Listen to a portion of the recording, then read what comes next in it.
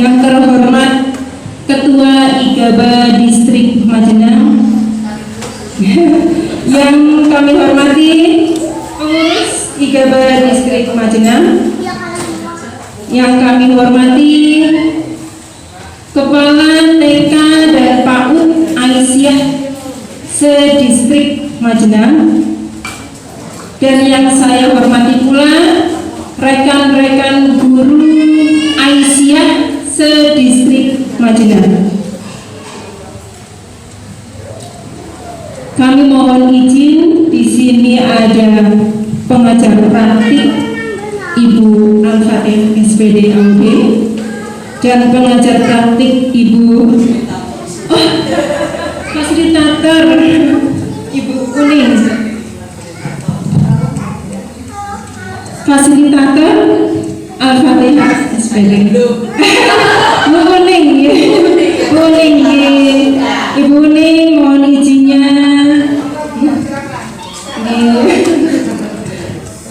Dan rekan-rekan guru TK Aisyah dan KB atau PAUD Aisyah, kami izinkan berbagi ilmu, belajar bersama. Saya sebenarnya tidak bisa apa-apa. Saya belajar berbagi, kita bersama-sama agar termotivasi untuk mengikuti perkembangan zaman, mengikuti perkembangan zaman saat ini. Apalagi sekarang ada literasi, guru itu harus maju, harus mau bergerak, tidak diam di tempat. Kami mengajak teman-teman guru Aisyah, ayo bersama-sama bersemangat. Saya juga belajar di sini sama sekali tidak tahu. Saya benar-benar belajar dari awal. Dan kami belajar di pendidikan guru penggerak itu sudah berjalan 2 bulan. Dan ada beberapa materi yang harus kami sampaikan kepada teman-teman semuanya. Nah, di sini ada guru penggerak. Salam guru penggerak, merdeka belajar. Nah, merdeka, dari kata merdeka saja kita ini udah dengarnya itu senang ya Bu ya. Ya, bebas ya. Tapi bukan berarti bebas itu kita bisa bebas berkeliaran, maksudnya bukan ya. Merdeka di sini adalah merdeka untuk memerdekakan anak dalam hal pembelajaran. Tugas siapa ini? Tugas kita sebagai seorang guru. Supaya apa? Supaya anak-anak kita ini merasa senang, merasa nyaman dalam belajar, tidak tertekan. Next. Kami nanti akan menyampaikan tentang refleksi filosofi pendidikan Indonesia Ki Hajar Dewantara.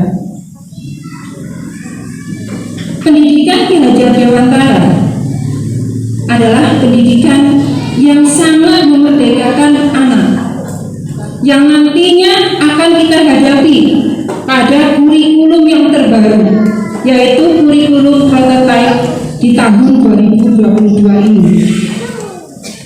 Nah, kita itu belajarnya dari sini dasarnya. Maka dari itu, ayo para kepala sekolah dukung guru-gurunya. Dukung guru-gurunya untuk maju, untuk mengembangkan lembaga kita masing-masing. Bagaimana Aisyah itu dapat unggul di masyarakat, yaitu dari gurunya dulu yang dibimbing. Jika anak sudah merasa senang, merasa nyaman, merasa merdeka dengan pembelajaran, mereka yang akan menyampaikan kepada masyarakat. Kita nggak perlu promosi pun, insya Allah masyarakat sudah tahu. Siap Ibu untuk maju bersama? Iya. Ya, mudah-mudahan Aisyah tetap di depan. Katanya kita ini untuk mengikuti perkembangan zaman itu harus berlari seperti singa. Singa dengan rusa itu cepat mana sih larinya? Cepat rusa. Rusa itu 96 km per jam. Singa itu 80 km per jam. Tapi mengapa rusa sering tertangkap oleh singa? Karena rusa itu kalau berlari, kalau sedang dikejar oleh singa, sering melihat ke belakang, jadi tidak fokus. Nah, seperti kita mungkin sering membuang waktu untuk hal-hal yang tidak bermanfaat. Itulah mengapa kita harus bergerak maju. Guru bergerak, Indonesia maju. Itu slogan guru bergerak. Next.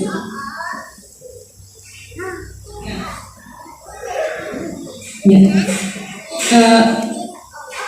Kami di sini, saya Titin Suyati dari TK Aisyah 01 Majenang, angkat CGP angkatan 4 Kabupaten Cilacap. Jabatan saya yaitu guru kelas TK. Nah, fasilitator saya adalah Bapak Eko Juhara Setiabudi. Pengajar praktik saya adalah Bapak Willy Satya Pratama.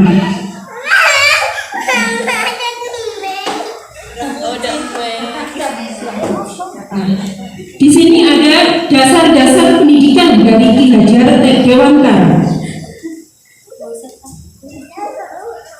Dasar-dasar pendidikan dari Ki Hajar Dewantara. Yang pertama adalah menuntun. Apa yang kita tuntun? Yang kita tuntun adalah anak-anak. Kita menuntun segala kekuatan yang ada pada diri anak, kodrat anak. Apa itu kodrat anak? Kodrat anak itu ada kodrat alam, ada kodrat zaman. Kita sebagai seorang guru harus mengikuti kodrat zaman. Apalagi di zaman sekarang ini banyak sekali krisis karakter pada anak-anak kita. Apalagi di zaman pandemi seperti sekarang ini. Kita salaman saja nggak boleh. Padahal itu mengajarkan karakter yang baik pada anak.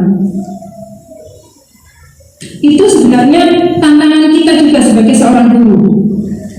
Bagaimana menumbuhkan karakter anak yang baik?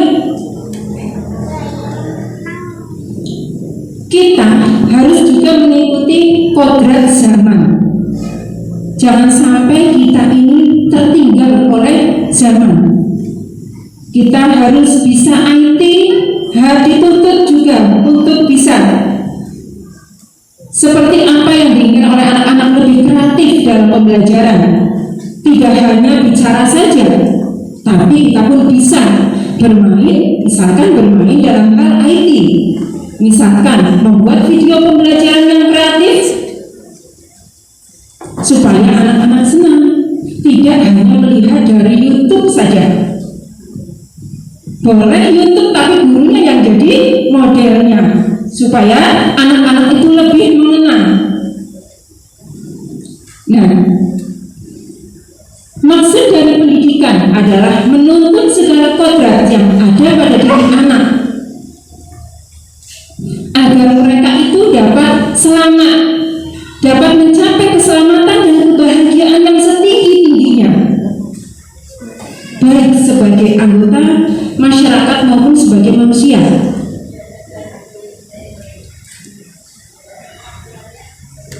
Selanjutnya, dasar-dasar pendidikan dari Ki Hajar Dewantara, yaitu semboyan dari Ingarso Sungtulodo. Seorang guru haruslah bisa menjadi teladan yang baik buat anak-anak kita.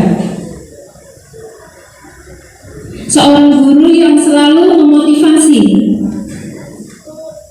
yang memberikan contoh yang baik, misalkan dari cara berpakaian kita, tingkah laku kita, perilaku kita, melalui kebiasaan-kebiasaan yang ada di sekolah, bicara kita, itu sangat sekali dicontoh menjadi teladan bagi peserta didik kita. Selanjutnya yaitu ingat yaumul kasar. Di tengah-tengah seseorang itu, kita sebagai seorang guru harus bisa memberikan ide-ide yang kreatif. Bagaimana anak ini bisa senang, merdeka dalam belajar. Mungkin kalau di lembaga taman kanak-kanak atau pendidikan anak usia dini, yang namanya bermain itu udah sering kita lakukan. Kita bisa menciptakan pembelajaran yang kreatif. Ya, kalau yang sudah menggunakan sentra itu bagus sekali untuk anak, karena anak itu benar-benar menggunakan benar-benar mendapatkan kemerdekaan belajar. Anak-anak bebas memilih mana pembelajaran yang dia sukai. Tapi memang gurunya harus mau capek dan harus mau berpikir, harus mau kreatif, tidak pulang gasik saja. Kita siapkan pembelajaran untuk anak-anak kita sebaik mungkin. Kita bisa belajar dari YouTube, kita bisa belajar dari Google, atau bahkan kita bisa belajar dari anak-anak atau dari teman-teman kita. Selanjutnya yaitu Tuturi Handayani. Seorang guru haruslah dapat memotivasi atau memberikan dorongan yang baik untuk anak-anak. Tidak menjatuhkan anak di depan teman-temannya, menghargai anak, mendengarkan apa yang disampaikan oleh anak, memuliakan, memanusiakan. Itu yang dibutuhkan oleh anak. Insya Allah kita ini sebagai seorang model bagi anak-anak kita, dan kita akan selalu ditiru oleh anak-anak kita. Next.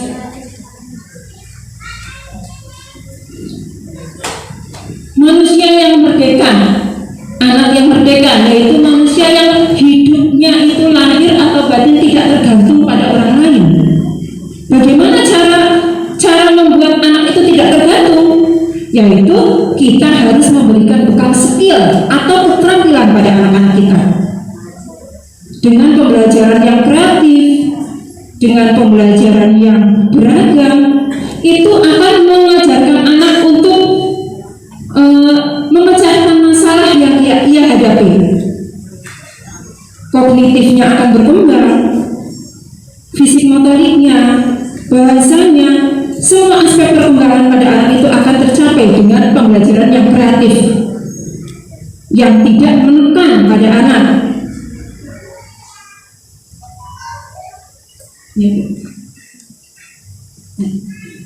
Di taman kanak-kanak itu biasanya menggunakan prinsip bermain. Mengapa bermain? Karena bermain itu kodrat anak. Kita tidak bisa membuang atau menjauhkan anak dari bermain, karena itu dunia mereka, itu cara mereka bekerja. Itu lebih mengena kepada hati mereka, kepada pikiran mereka, yaitu dengan bermain, dengan permainan-permainan yang terbimbing, terarah. Jadi untuk pendidikan guru penggerak ini mengajarkan kepada kita untuk membuat agar pembelajaran itu sentralnya itu pada anak, berpusatnya pada anak, bukan pada guru lagi. Guru itu hanya menuntun, bukan menuntut. Menuntun segala kodrat yang ada pada diri anak melalui bermain. Anak itu akan senang sekali Saya sudah membuktikan anak-anak saya di kelas yang tidak mau nulis, ya, secara formal, pembelajaran yang secara formal menulis kayak gitu ada beberapa, tapi begitu dengan pembelajaran yang bermain, yang menggunakan, walaupun kadang-kadang kita menggunakan bermainnya itu secara fisik, ya, tapi bermain itu memang bagusnya memang secara fisik juga, karena untuk menguatkan jiwa dan raganya juga, yaitu fisik motoriknya akan berkembang. Permainan itu tidak lepas dari anak. Maka dari itu kita menggunakan prinsip bermain dalam pembelajaran. Next. Nah, pendidikan yang berpihak pada anak, bebas dari segala ikatan, dengan suci hati mendekati sang anak, bukan untuk meminta suatu hak, melainkan untuk berhamba pada sang anak. Apakah di sini berhamba itu maksudnya menyembah? Bukan. Bukan kita menyembah anak, bukan. Tapi kita memfasilitasi, kita mendengarkan, kita memanusiakan anak, kita memuliakan anak, kita menghargai pendapat anak. Next. Ya. Dan anak itu bukanlah seperti yang ada pada teori tabula rasa. Kita mungkin sudah tahu nih, teori tabula rasa itu adalah seperti kertas putih kosong bersih dan kita sebagai guru yang menulisnya. Itu bukan. Kita tidak boleh seperti itu. Kita tidak boleh menggunakan teori tabula rasa. Kita tidak bisa memaksa anak untuk menjadi seperti apa yang kita mau. Anak itu sudah punya kodratnya.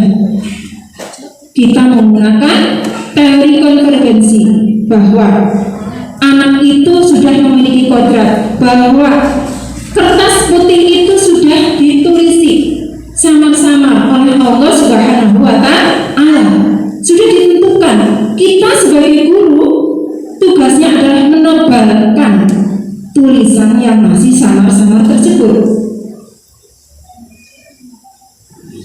dengan cara yang memanusiakan, yang merdeka, yang menyenangkan buat anak, yang tidak dengan paksaan, tekanan, atau kadang-kadang bahkan menakut-nakuti. Itu tidak.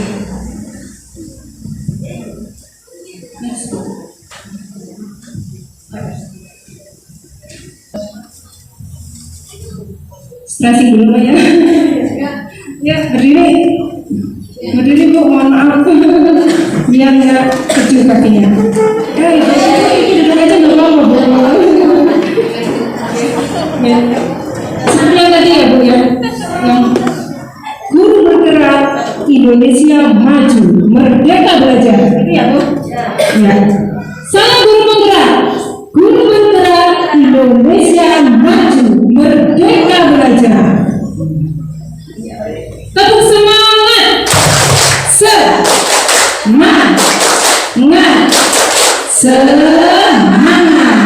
Semangat mengikuti perkembangan zaman. Monggo silakan diri. Yang tadi aja dulu.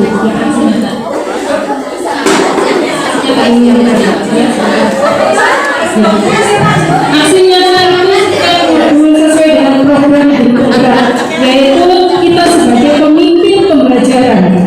Kita dituntut untuk menjadi pemimpin pembelajaran. Setiap modul itu ada aksi nyatanya yang digunakan oleh guru penggerak, yang dibuat atau yang diciptakan oleh guru penggerak. Contohnya ini, saya menciptakan sebuah alat permainan untuk anak-anak. Jadi alat sebenarnya ini adalah permainan tradisional ular tangga, tapi sama saya dimodifikasi supaya anak itu bisa bermain. Ya, setiap itu bentuknya adalah geometri. Di setiap geometri itu ada perintah yang harus dilakukan oleh anak. Itu anak alhamdulillah senang sekali dengan pembelajaran seperti itu. Dan anak itu selalu menginginkan gurunya itu selalu membuat pembelajaran-pembelajaran yang lain yang lebih menarik lagi. Next Bu. Ya, ini adalah contoh-contoh pembelajaran yang ada di TK kami. Alhamdulillah sebenarnya ini sudah dari dulu. Ini sudah dari dulu kami mengajarkan, dan alhamdulillah juga insya Allah sudah memerdekakan anak sebenarnya dari dulu. Makanya kami sebenarnya sudah tidak kaget bahwa Merdeka Belajar itu harus mengutamakan anak, memuliakan anak, ya. Dan berhamba, dalam hal ini berhamba itu adalah hablum minan nas, bukan hablum minallah.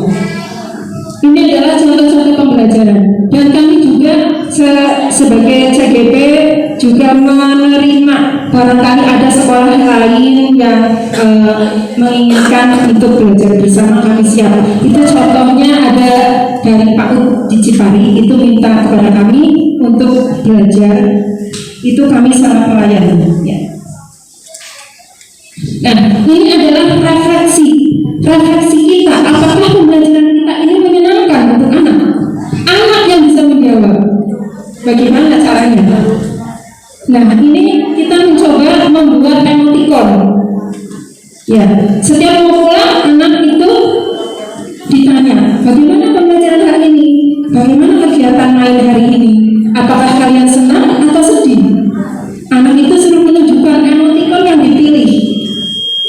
Alhamdulillah anak itu hampir semuanya menyukainya atau merasa senang. Next. Nah, untuk modul selanjutnya adalah modul budaya positif 1.4. Budaya positif adalah keyakinan kita, tindakan yang baik yang sudah kita terapkan di lembaga kita. Mungkin hampir semuanya sudah menerapkan budaya positif kepada peserta didik kita, mulai dari berangkat pertama masuk gerbang, dan sampai anak kembali pulang dan dijemput oleh orang tuanya. Kita insya Allah sudah menerapkan budaya positif yang baik kepada anak. Seperti yang tadi dijelaskan bahwa anak itu sudah banyak yang mengalami krisis karakter.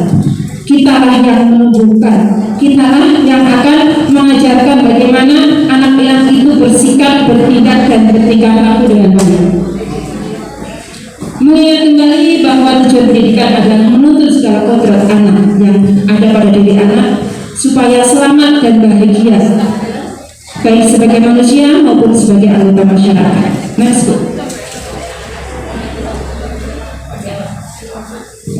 Capaian umum dari modul 1.4 ini adalah bahwa kita itu dituntut untuk mengetahui pendidikan menurut Ki Hajar Dewantara. Next. Ya, next. Ya. Nah, perubahan paradigma. Ya, coba kalau misalkan kita punya sesuatu yang sangat berharga, yang sangat kita sayangi, semuanya ini berharga sekali buat aku, itu dipegang oleh tangan kita. Sesuatu yang sangat berharga, yang sangat diyakini oleh kita, itu mau diminta, mau direbut oleh orang lain. Itu apa yang kita lakukan? Apakah kita akan memberikan kepada orang lain begitu saja? Apakah kita akan mempertahankannya? Karena kita ini sudah sangat yakin, kita sudah sangat disayang dengan benda ini. Contohnya seperti keyakinan kita pada Allah. Apabila ada orang yang mempengaruhi kita untuk melakukan kemusyrikan, pasti kita, karena kita sudah tertanam tauhid dalam diri kita bahwa Allah itu adalah satu, kita tidak mungkin akan percaya karena kita sudah sangat meyakini itu Allah itu satu. Next. Nah, ada perubahan paradigma, yaitu teori kontrol, ilusi kontrol, ilusi guru mengontrol murid. Murid itu sebenarnya tidak bisa dikontrol terus oleh kita.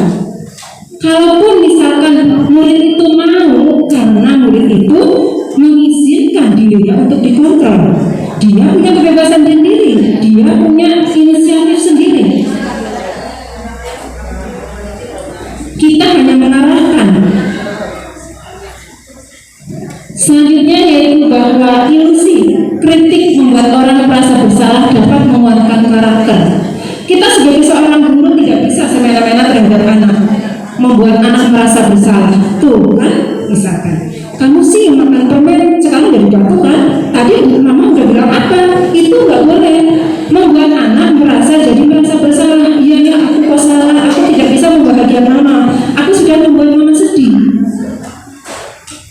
Anak itu harus diberi pengertian yang jelas bahwa makan permen itu, misalkan kebanyakan makan permen itu harus seperti ini, akan seperti ini. Jadi jangan dibuat merasa bersalah. Ilusi bahwa semua pengeluaran positif efektif dan bermanfaat. Tidak semuanya. Kita harus mengerti kondisi atau keadaan. Mengapa anak itu lakukan itu? Apakah anak punya kebutuhan? Kebutuhan apa yang dia perlukan? Ilusi bahwa orang dewasa memiliki hak untuk memaksa. Itu tidak bisa sama sekali kita memaksa anak. Anak itu punya ide sendiri, punya kreativitas sendiri. Kitalah yang menuntunnya. Next. Nah, di sini ada dua teori, yaitu teori stimulus respon tentang dunia dan teori kontrol tentang dunia. Realitas atau kebutuhan kita itu sama kalau menurut stimulus respon. Tapi kalau menurut teori kontrol tentang dunia, yaitu realitas kebutuhan kita itu berbeda. Semua orang melihat hal yang sama. Setiap orang memiliki gambaran yang berbeda. Kita mencoba mengubah orang agar berpandangan sama dengan kita, padahal orang lain punya pandangan yang berbeda. Perilaku buruk dilihat sebagai suatu kesalahan, padahal semua perilaku itu memiliki tujuan. Nah, guru harus tahu itu, harus peka. Apa sih tujuan anak? Mengapa berbuat demikian? Mengapa dia merebut makanan temannya, misalkan? Apakah dia punya kebutuhan apa? Ternyata dia punya kebutuhan bertahan hidup. Kita harus peka sedetil itu. Mengapa dia merebut pensil temannya, misalkan? Ternyata pensilnya dia patah, dia tidak bisa menyerut, misalkan, karena tangannya sedang sakit. Nah, seperti itu. Saya bisa mengontrol orang lain. Sebenarnya kita tidak bisa mengontrol orang lain. Pemaksaan ada pada saat hubungan bergerak. Kolaborasi dan proses menciptakan pilihan-pilihan baru. Model berpikir menang kalah dan model berpikir menang-menang. Kita kalau dalam menghadapi kasus anak, hampir setiap hari kita itu menghadapi anak yang misalkan ada yang nangis atau apa, itu adalah kasus setiap hari yang kita alami. Itu kita sebagai seorang guru harus bisa menjadi seorang manajer yang baik, menjadi teman yang baik buat anak kita. Jangan sampai kita berpihak pada salah satu anak saja. Kita harus membuat anak itu menjadi menang dan menang.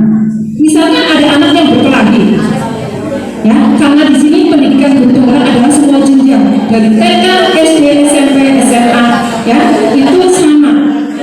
Ada anak misalkan yang berkelahi sampai kancing bajunya itu lepas. Nah, kita sebagai seorang guru harus bisa menjadi manajer yang baik.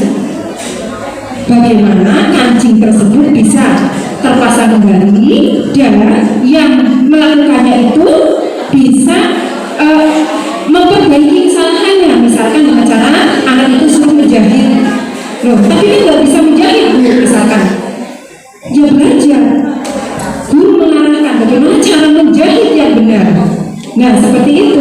Jadi itu adalah model menang-menang, tidak menang kalah. Next. Ya, disiplin. Disiplin itu kadang kita menganggapnya sesuatu yang tidak nyaman.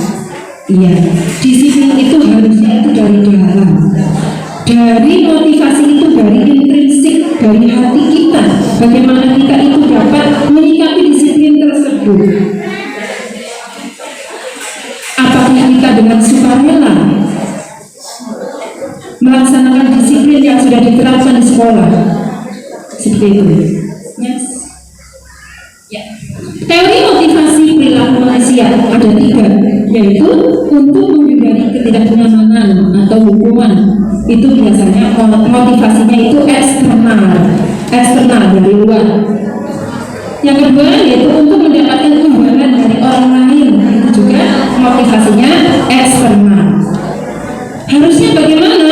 Harusnya motivasinya itu dari dalam diri kita. Kita yang menumbuhkan anak itu supaya memiliki motivasi internal, yaitu untuk menghargai diri sendiri, menjadi insan yang sesuai harapan dari kita.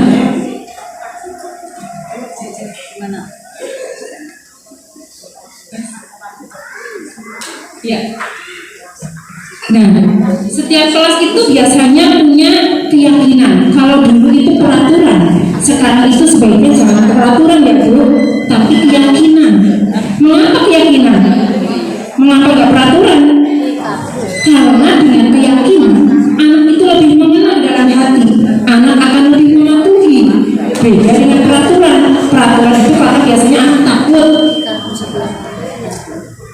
Misalkan anak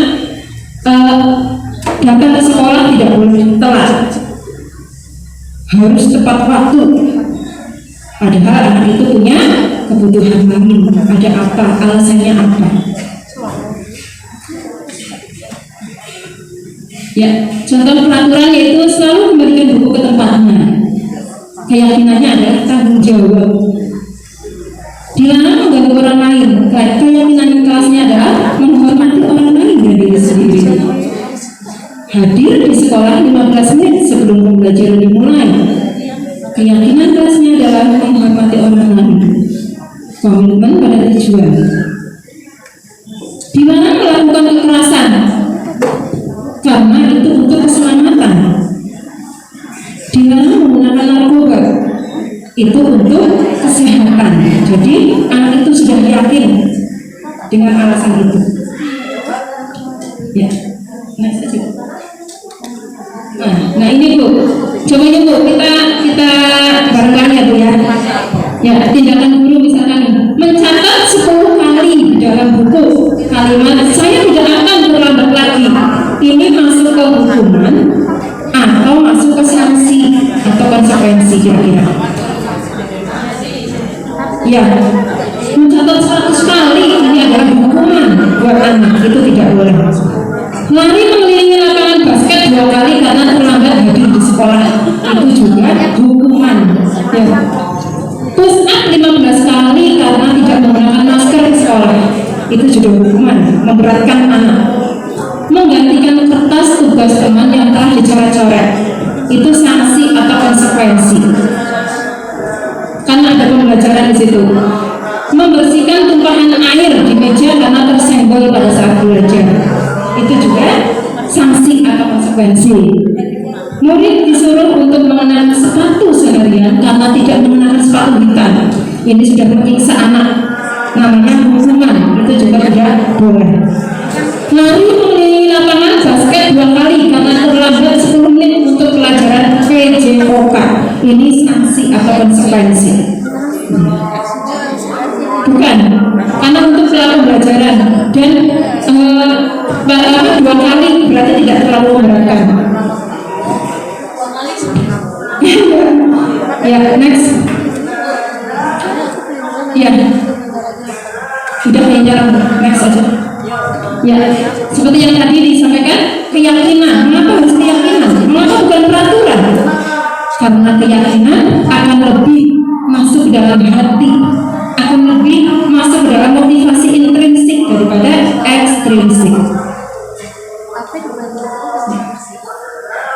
Nah, kami sudah membuat keyakinan kelas Bu.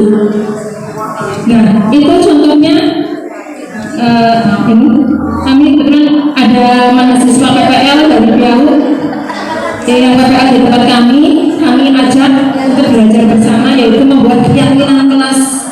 Jadi keyakinan kelas itu ada peraturan kelas ya. Kalau dulu itu bahasanya peraturan, sekarang harus keyakinan. Itu anak sendiri yang membuat. Jadi semuanya itu yang ditempel di keyakinan itu adalah anak yang membuat. Anak yang berpendapat harus bagaimana nih keyakinan kelas kita. Misalkan Ada yang, Bu Guru, aku kalau telat nggak boleh nangis ya? Oh iya boleh. Ada anak yang telat nggak nangis? Ada. Karena masing-masing anak punya karakter. Ada yang melankolis ya, ada yang koleris seperti itu. Kita harus memahami itu. Masing-masing anak berpendapat apa sih keyakinan kita, peraturan kita saja itu. Tapi ini keyakinan. Misalkan harus menyayangi teman guru. Kalau sedang istirahat di luar harus saling menjaga. Ditulis sama gurunya. Nah, dibuatlah seperti itu keyakinan kelas. Next. Ya, terima kasih. Dari saya terima kasih. Nanti akan dilanjutkan.